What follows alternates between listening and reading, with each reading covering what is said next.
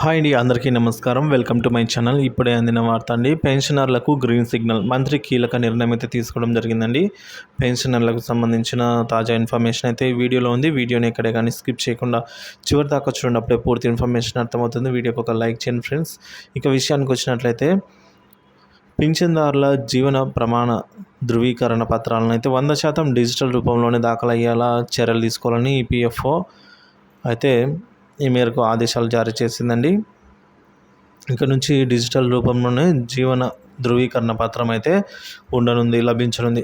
పింఛన్దారులకు అవగాహన కూడా కల్పించాలని మేరకు ఈపీఎఫ్ఓ నిర్ణయం తీసుకుందండి. సో సాయం చేసేందుకు అనుగుణంగా